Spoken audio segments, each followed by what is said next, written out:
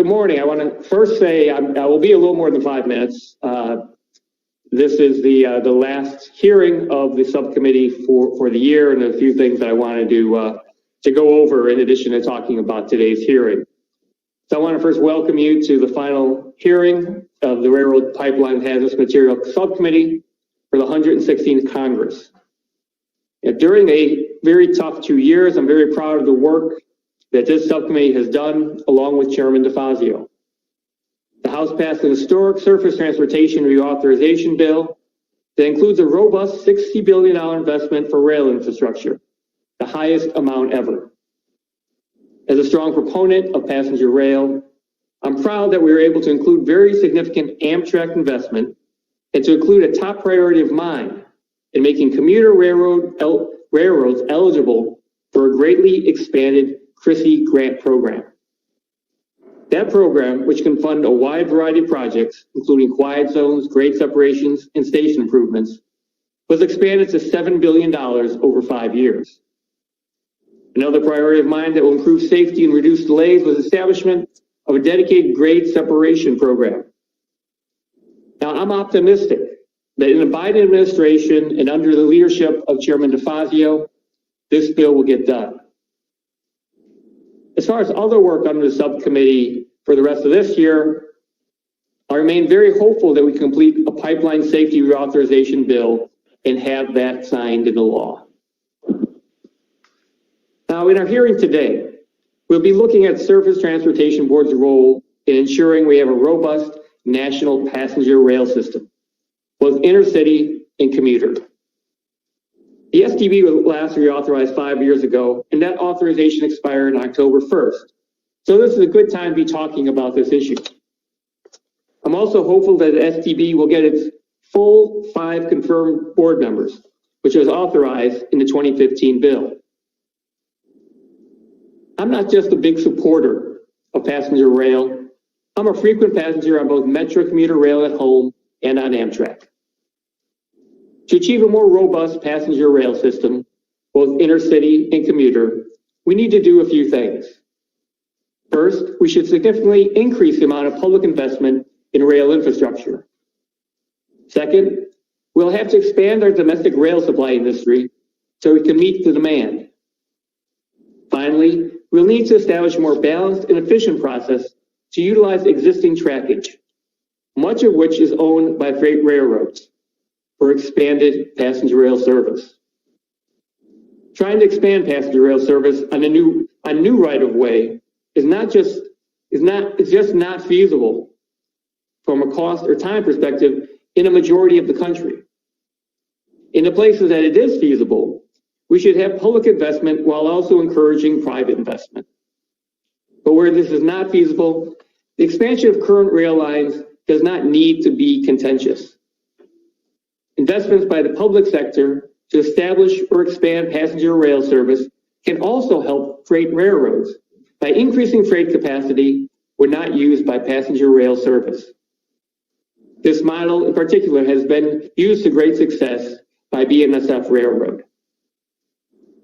The Surface Transportation Board is a critical part of this future, which is why I wanted to have a hearing focused on the STB's role in helping achieve a better and more expansive passenger rail system. Congress in recent years has expanded STB's jurisdiction on intercity passenger rail, but more is needed. With respect to intercity passenger rail, the STB has a responsibility for adjudicating any disputes when Amtrak or another railroad wants to initiate new rail service on an existing rail line. In Northern Illinois, there's been a long-standing interest in starting new rail service between Chicago and the Quad Cities. A significant amount of federal and state funds have been allocated to this project, but it has been caught in continuing delays due to a lack of cooperation. We should look more at what could be done in situations such as this. Beginning in 2008, STB was assigned the task of enforcing the Federal Railroad Administration's on-time intercity rail performance metrics. The recent publication of the on-time performance rule by the FRA makes the STB's role in solving Amtrak freight disputes even more critical.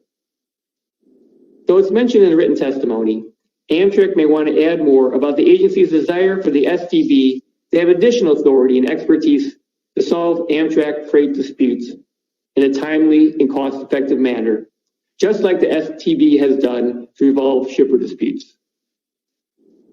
Unlike Amtrak, Metra and other commuter railroads do not have a statutory federal preference prioritizing commuter trains over freight trains. Additionally, commuter railroads generally do not have standing to bring cases before the STB.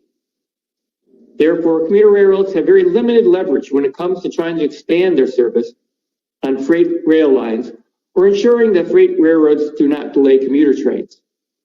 This is oftentimes not a problem, as I've been involved in helping Metro work with a number of railroads to successfully expand and improve service on their lines in the Chicagoland region. An excellent example is when I worked with Norfolk Southern to create opportunities to start weekend service through my district for the Southwest service lines. So I'd like to take note that freight railroads can be collaborative partners to help improve commuter service, and they have been at many times. But sometimes there are issues. For these occasions, I believe that Congress should establish a dispute resolution process between commuter railroads and freight railroads at the STB.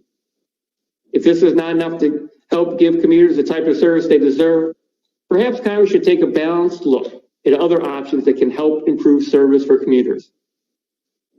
With all these challenges, there must be a better, yet still balanced way that can achieve desirable outcomes for public and private stakeholders.